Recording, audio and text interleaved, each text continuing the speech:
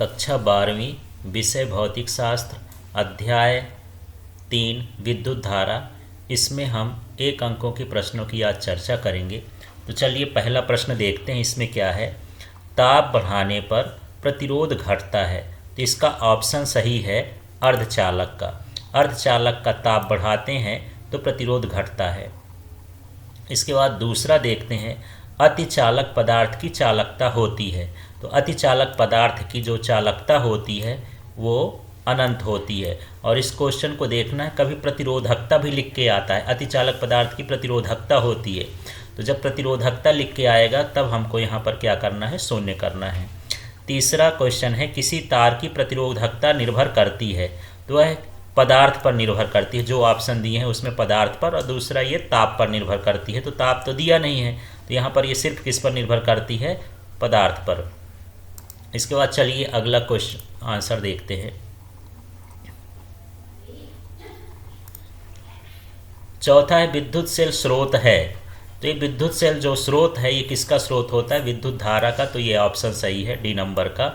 इसके बाद हम पांचवा देखते हैं, एक तार को खींचकर उसकी लंबाई दोगुना करने पर प्रतिरोध होगा। तो ये प्रतिरोध जो होता है लंबाई को खींचकर दोगुना करने पर 4 गुना हो जाता है। यदि 3 गुना कर देंगे तो 3 का वर्ग करेंगे 9 गुना हो जाएगा। इस तरह से उसके वर्ग के अनुसार ये बढ़ता है। इसके बाद छठवां क्वेश्चन है, किसी चालक में विद्युत प्रवाह होता है। तो चालक में विद्युत प्रवाह मुक्त इलेक्ट्रॉनों के कारण होता है। अब हम आगे के प्रश्न को देखते हैं। चलिए यहाँ पर 7वां प्रश्न है, ओमी प्रतिरोध है। तो ओमी प्रतिरोध वो होता है जो ओम के नियम का पालन करता है। तो जितनी धातुएं होती हैं ओम के नियम का पालन करती हैं। इनमें से धातु क्या है, तांबे की तार, इसलिए यहाँ पर ओमी प्रतिरोध क्या हो गया, तांबे का तार। यहाँ धातु भी लिख सकता है। इसके बाद 8वां प्रश्न है, धातुओं में अनुगमन वेग का मान होता है। तो यहाँ पर अनुगमन वेग का जो घात माइनस में होगा ये, क्योंकि अनुगमन वेग का मान बहुत कम होता है, ये -3 से -5 तक होता है। तो घात में यदि -3 भी लिखा रहे, -4 भी, -5 भी, तो वो सब अनुगमन वेग ही कहलाएगा। तो अनुगमन वेग का मान इसी कोटि का होता है, 10 की घात -3 से लेकर 10 की घात -5 तक। तो यहाँ 10 की घात -4 दिया है, तो ये ऑप्शन सही है। इसके बाद हम बात करते हैं इसमें रिक्त स्थानों की। तो चलिए रिक्त स्थान देखते हैं इसके। किरचॉफ का प्रथम नियम खाली स्थान संरक्षण नियम के अनुकूल होता है। तो यह आवेश संरक्षण के नियम के अनुकूल होता है। दूसरा, किरचॉफ का द्वितीय नियम खाली स्थान संरक्षण के नियम के अनुकूल होता है। तो जो किरचॉफ का द्वितीय नियम होता है वो ऊर्जा संरक्षण के नियम के अनुकूल होता है। तीसरा है, विद्युत धारा खाली स्थान राशि है। तो विद्युत धारा अदिश राशि है, जबकि इसकी दिशा भी होती है। ये धनावेश से ऋणावेश की ओर प्रवाहित होती है, लेकिन ये सदिश के नियमों का पालन नहीं करती है, इसलिए हम इसको अदिश राशि मानते हैं। तो यहाँ विद्युत धारा कौन सी राशि हो गई, अदिश। आपको अदिश भरना है। इसके बाद चौथा है, धारा घनत्व खाली स्थान राशि है। तो धारा घनत्व क्या होती है, सदिश राशि होती है। इसके बाद हम अगला क्वेश्चन देख लेते हैं। 5वां नंबर हम पहुँचते हैं अब। तो 5वें नंबर के प्रश्न में है, ताप बढ़ाने पर चालकों का प्रतिरोध खाली स्थान है। तो चालकों का प्रतिरोध बढ़ता है। अर्धचालकों का भी पहले वाले में देखे थे, अर्धचालकों का घटता है, लेकिन चालकों का क्या होता है, बढ़ता है। 6वां प्रश्न है, सेल के खुले परिपथ में उसके इलेक्ट्रोडों के बीच का अधिकतम विभवांतर खाली स्थान कहलाता है। तो ये विद्युत वाहक बल कहलाता है। 7वां प्रश्न है, सेल के बंद परिपथ में उसके इलेक्ट्रोडों के बीच का अधिकतम विभवांतर कहलाता है। तो इसको दोनों से भर सकते हैं। हिंदी में इसको बोलते हैं सीमांत विभवांतर, या अंग्रेजी में इसको आप टर्मिनल वोल्टेज भी भर सकते हैं। तो खुले परिपथ में जो इलेक्ट्रोडों के बीच का विभवांतर है वो विद्युत वाहक बल होता है, जबकि बंद परिपथ में जो अधिकतम विभवांतर होता है वो टर्मिनल वोल्टेज होता है। तो आपको बड़े ध्यान से देखना कि ये बंद परिपथ लिखा है कि खुले परिपथ लिखा है। खुले परिपथ में विद्युत वाहक बल, और बंद परिपथ में क्या, सीमांत विभवांतर, टर्मिनल वोल्टेज या सिंपल विभवांतर भी लिख सकते हैं। 8वां क्वेश्चन है, सेल के इलेक्ट्रॉनों के बीच की दूरी बढ़ाने पर आंतरिक प्रतिरोध खाली स्थान होता है। तो इलेक्ट्रॉनों के बीच की दूरी बढ़ाने पर आंतरिक प्रतिरोध बढ़ता है।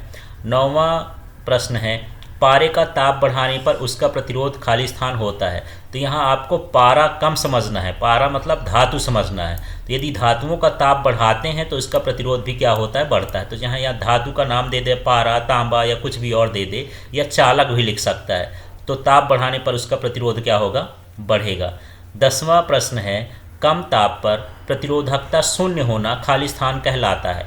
तो ये कम ताप पर प्रतिरोधकता शून्य होना या चालकता अनंत होना, ये अति चालकता कहलाता है। तो इस तरह से ये 10वां प्रश्न है।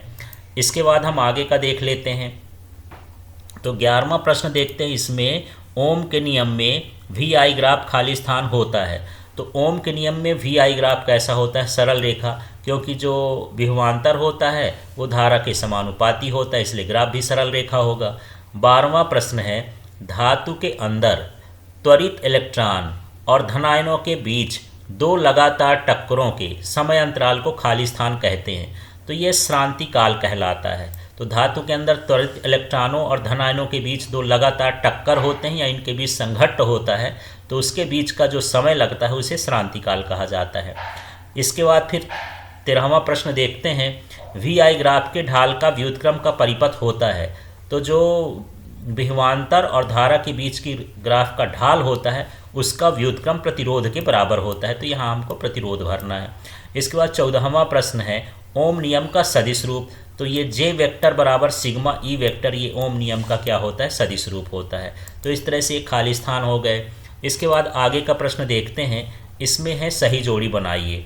तो चलिए सही जोड़ी को देखते हैं, कैसे बनाएंगे सही जोड़ी।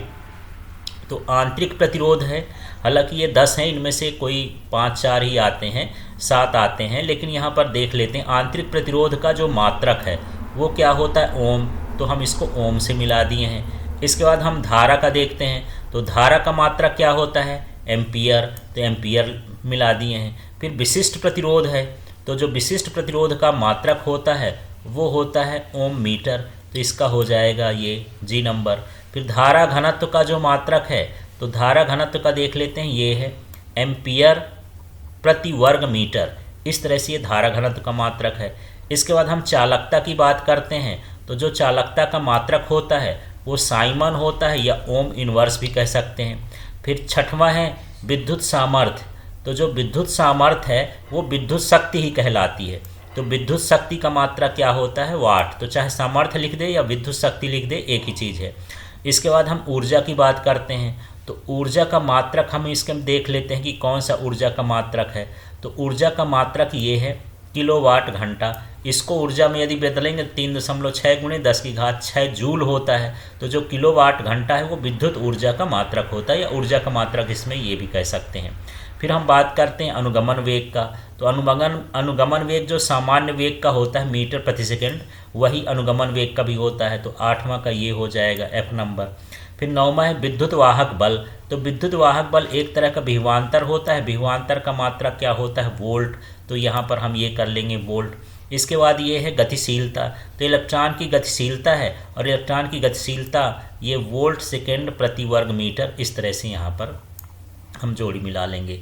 तो आपको ये लाइन यदि समझ में न आए तो इससे भी ये आंसर लिखा है, उससे भी आप इसको मिला करके देख लीजिएगा। तो चलिए अब आगे के प्रश्न में पहुँचते हैं। इसको हटा देता हूँ, आगे के प्रश्न को देखते हैं। अब आगे का प्रश्न फिर है सही जोड़ी मिलाने का। तो पिछली बार तो मात्रक लिखे थे, इस बार यहाँ पर सूत्र लिखे हुए हैं। तो चलिए सही जोड़ी को मिलाते हैं और देखते हैं कि इसमें कैसे कैसे ये जोड़ियाँ मिलेंगी।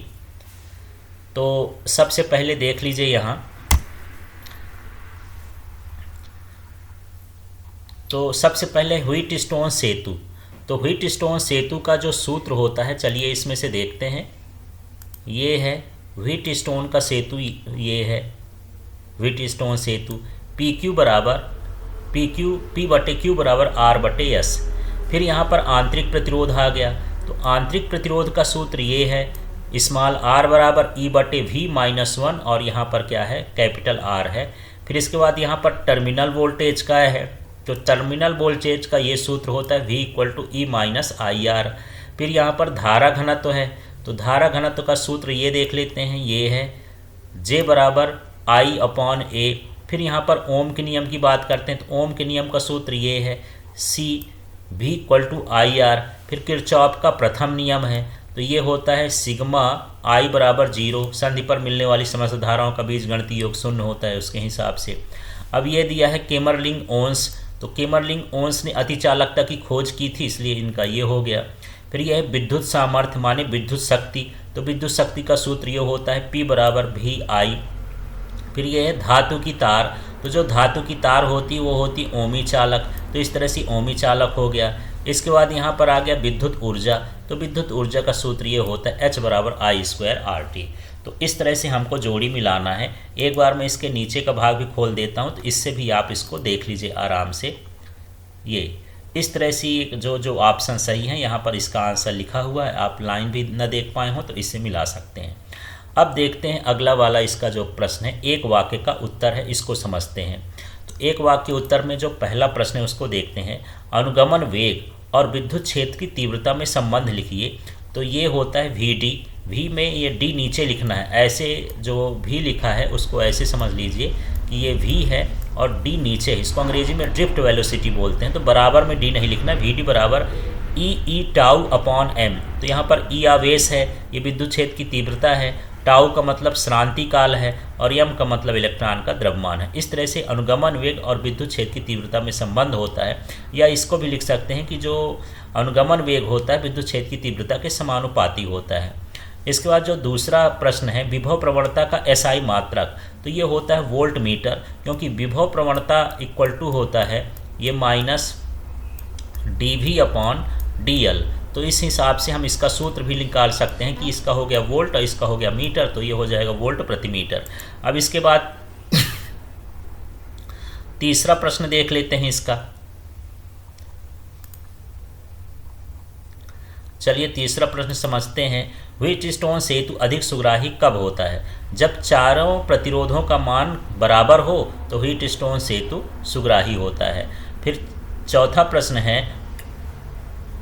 अनुगमन वेग पर ताप का क्या प्रभाव पड़ता है? तो ताप बढ़ाने पर श्रांति काल घट जाता है, जिससे अनुगमन वेग का मान भी घट जाता है। तो यहाँ पर देख लेते हैं कि VD equal to E tau upon M होता है। तो यहाँ पर ये टाउ जो है श्रांति काल है, VD है। तो जब श्रांति काल घटेगा तो अनुगमन वेग का मान भी क्या हो जाएगा? घट जाएगा। इसके बाद पांचवा प्रश्न देख लेते हैं। पांचवा प्रश्न क्या है? किसी चालक का ताप बढ़ाने पर इलेक्ट्रॉनों के श्रांति काल पर क्या प्रभाव पड़ता है? तो ताप बढ़ाने पर उनका श्रांति काल घट जाता है, मतलब उनके टक्करों की संख्या घट जाती है, तो समय भी कम लगता है। छठवां है ताप बढ़ाने पर विद्युत अपघट्ट की चालकता किस प्रकार प्रभावित होती है? तो ये बढ़ती है। तो ताप बढ़ाने पर विद्युत अपघट्ट है, अर्धचालक है, इनकी चालकता हमेशा बढ़ती है। इसके बाद सातवां है तांबे के तार को खींचकर दोगुना करने पर उसकी प्रतिरोधकता पर क्या प्रभाव पड़ेगा? तो यहाँ पर प्रतिरोधकता पर कोई प्रभाव नहीं पड़ेगा, क्योंकि प्रतिरोधकता सिर्फ किस पर निर्भर करती है? पदार्थ पर निर्भर करती है। अब इसी क्वेश्चन में यदि इतना लिखा होता, प्रतिरोधकता ना लिखा होता, सिर्फ क्या लिखा होता? प्रतिरोध। तो प्रतिरोध जो होता है वो तांबे की तार को खींचकर दोगुना करने पर 4 गुना बढ़ जाता है। लेकिन यदि प्रतिरोधकता पूछ दिया है तो उस पर कोई प्रभाव नहीं पड़ेगा, वो सिर्फ किस पर निर्भर करती है? पदार्थ पर निर्भर करती है। तो आगे का प्रश्न देखते हैं। 8वें नंबर का प्रश्न देखिए। किसी सेल के विद्युत अपघट्ट की सांद्रता बढ़ाने पर आंतरिक प्रतिरोध पर क्या प्रभाव पड़ेगा? तो आंतरिक प्रतिरोध बढ़ता है सांद्रता बढ़ाने पर। 9वां प्रश्न है किलोवाट घंटा और जूल में संबंध लिखिए। तो 1 kWh बराबर होता है 3.6 गुणे 10⁶ जूल। तो इस तरह से ये प्रश्न है। आगे के चलिए आगे के प्रश्नों को देखते हैं। तो इसका 10वां प्रश्न देखते हैं। विद्युत धारा की दिशा क्या होती है? तो विद्युत धारा की दिशा धनावेश से ऋणावेश की ओर या इलेक्ट्रॉन प्रवाह के विपरीत होती है। तो एक ही चीज़ आप लिख सकते हैं, चाहे ये लिख दीजिए चाहे ये लिख दीजिए, दोनों लिखना है तो दोनों लिख सकते हैं। किसी चालक में धारा प्रवाह पर आवेश कितना होता है? तो धारा प्रवाह पर आवेश 0 होता है, क्योंकि एक सिरे से जाता है दूसरे सिरे से निकल जाता है। इसके बाद 12 नंबर का है क्या किरचॉफ के नियम AC और DC दोनों में लागू होते हैं। AC का मतलब प्रत्यावर्ती धारा और DC का मतलब दिष्ट धारा, दोनों में लागू होते हैं। तो हाँ, ये किरचॉफ के नियम दोनों में लागू होते हैं। इसके बाद 13वां प्रश्न है, दो बल्बों पर 25 वाट और 100 वाट अंकित है, किसका प्रतिरोध अधिक होगा? तो 25 वाट के बल्ब का प्रतिरोध अधिक होगा, कि जो कि प्रतिरोध और शक्ति के बीच का संबंध है ये व्युत्क्रमानुपाती होता है। प्रतिरोध जो है शक्ति के व्युत्क्रमानुपाती होता है। तो यदि P का मान कम होगा तो R का मान क्या होगा? अधिक होगा। इसके बाद चौथा है, श्रांति काल का मान किस पर निर्भर करता है? तो ये चालक के पदार्थ पर निर्भर करता है श्रांति काल का मान। तो इस तरह से ये जो है 1 अंक के प्रश्न पूरे हुए। अगले वीडियो में हम 2 अंक के प्रश्नों की चर्चा करेंगे।